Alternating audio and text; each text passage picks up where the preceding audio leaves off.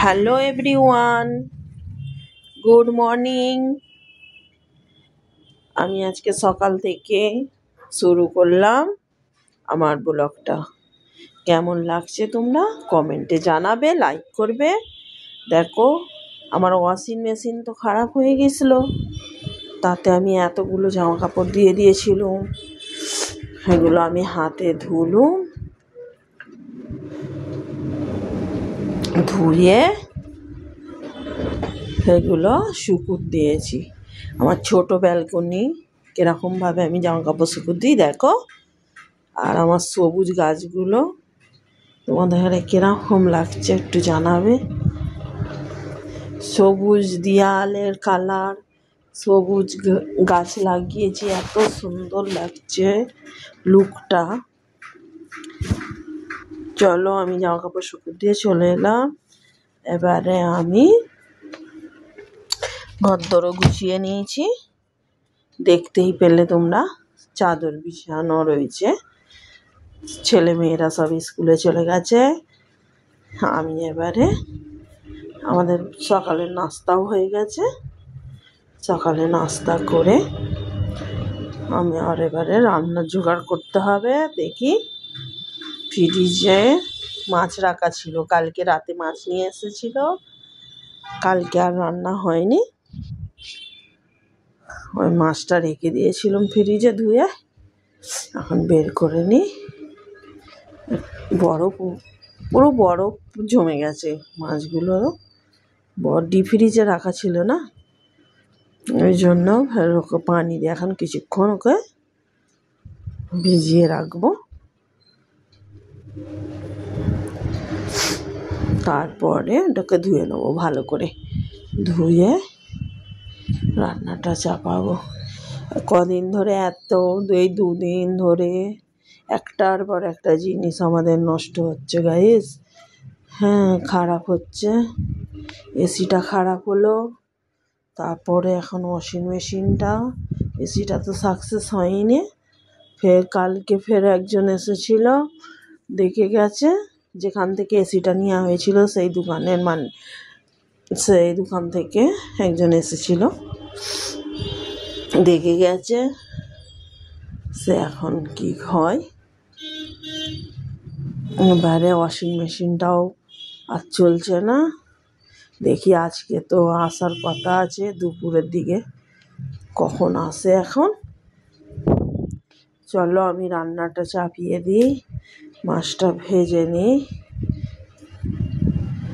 মাছটা ভেজে, ইলিশ মাছ, মাছ ভেজে তুলে নিয়েছি সব, কলাগুলো দিয়ে দিলাম, দিয়ে রান্নাটা চাপিয়ে দিই। দেখো, একসাথে এত রকমের এসে গেলে পেরেশানি কিরকম লাগে, সব খারাপ হয়ে যাচ্ছে একে একে। চলো, তোমাদের সাথে শেয়ার করব আজকে আমাদের ওয়াশিং মেশিনটা তো সারাতে আসবে, তোমাদের ঘরে দেখাবো যখন আসবে, শেয়ার করব তোমাদের সাথে। তোমরা ভিডিওটা স্কিপ না করে পুরো ভিডিওটা দেখবে, আমার অনুরোধ রইল।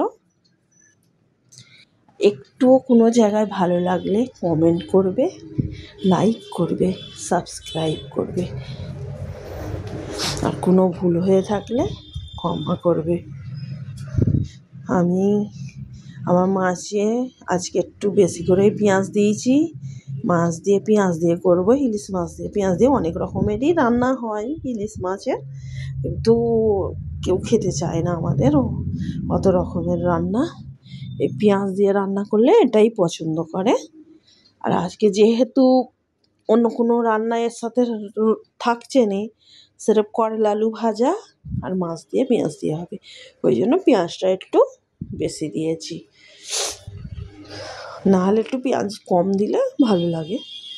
আমার রান্নাও হয়ে গেছে, দেখো কীরকম লাগছে তোমাদের ঘরে রান্নাটা কমেন্টে জানাবে।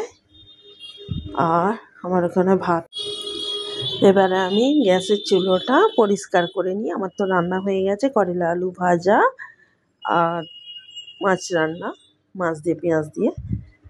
চলো এমনি গ্যাস কিচেনের এখানটা পরিষ্কার করে নিলে কি হাতে হাতে সঙ্গে সঙ্গে ভালো লাগে, দেখতেও ভালো লাগে আর কাজটা অনেক কমে যায়। পরে ঝাড়ু লাগিয়ে ঘর মোছা লাগিয়ে নিলে কাজটা খুব জলদি হয়ে যায়। আমি তো এরকমই করি গাইস, তোমরা কীরকম করো জানাবে কমেন্টে।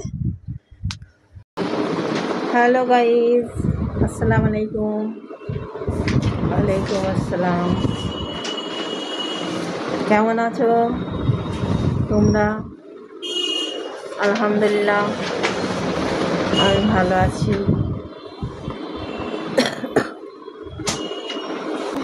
আমি তো চেহারা দেখিয়ে কথা বলতে চাই না, ওই জন্য আমি একটা মাস্ক লাগিয়ে নিয়েছি। আমার চেহারা দেখানো যাবে না, অর্ডার নাই। আর দেখো গাইস, এখন আমি আলমারি খুলে ফেলেছি। দেখো আলমারিটার মধ্যে এখন গুছোতে হবে, জামা কাপড় সব কীরকম হয়ে আছে দেখো গাইস। দেখতে পাচ্ছ কি? একটু অন্ধকার।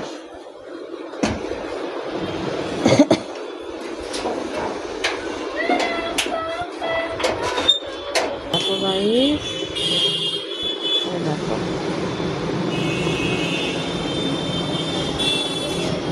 এরকম হয়ে আছে। আর এই আলমারিটা দেখো, এই আলমারিটাতেও সব জামা কাপড় গুছানো আছে। এই অংশটা গুছানো আছে,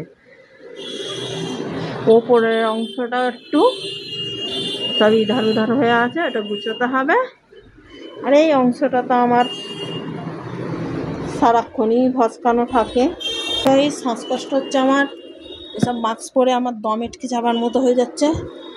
তোমাদের সাথে ফেস না দেখিয়েই আমাকে কথা বলতে হবে, আমার দম আটকে মরে যাচ্ছে, আমি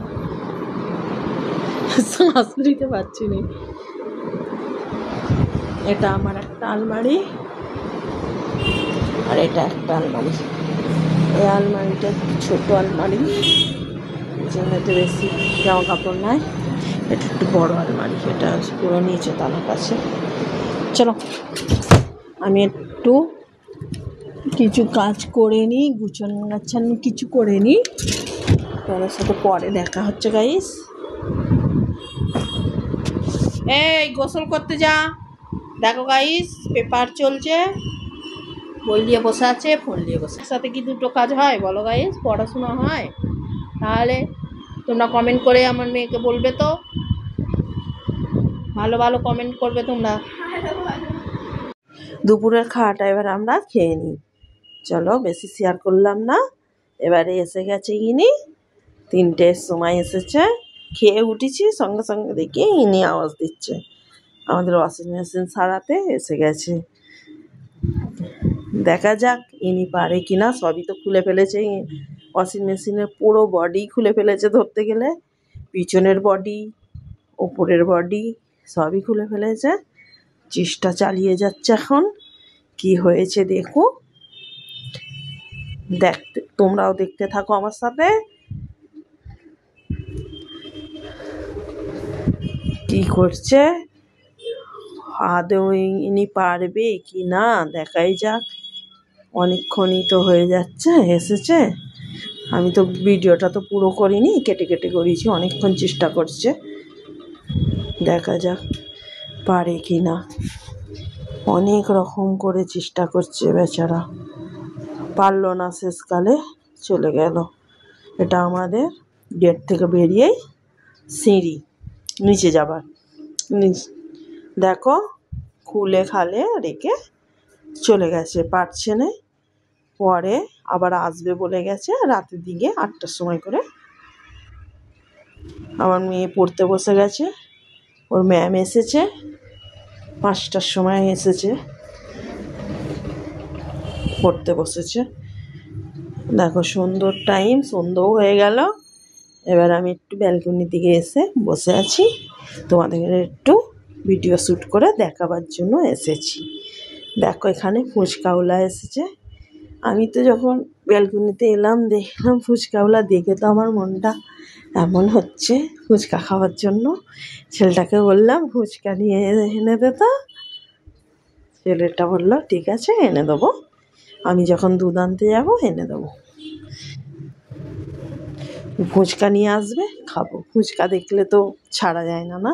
আর রোজের তো খাওয়া যায় না, এক আধ দিন খেতে তো ভালোই লাগে। কাকে কাকে ভালো লাগে না ফুচকা খেতে কমেন্টে জানাবে। আমাকে তো ভালো লাগে। এরকম তো কেউ নেই যে ফুচকা খেতে ভালোবাসে না। আমার তো মনে হয় এরকম কেউই মনে হয় নেই। ফুচকা মেয়েদের ফেভারিট। দেখো 8টার সময় এনারা এসে গেছে ওয়াশিং মেশিনটা সারাতে, সারিয়েও ফেলেছে। ওই ছেলেটা তো পারেনি, ফের একটা ও সিনিয়রকে এনেছে, ও ঠিক করে দিয়েছে। রাতের রান্না হচ্ছে ডিম আলু রান্না। রান্নাটা ওনারা চলে যেতে চাপিয়ে দিয়েছি। আমার রান্না এখানে কমপ্লিট, এখানেই খতম করলাম।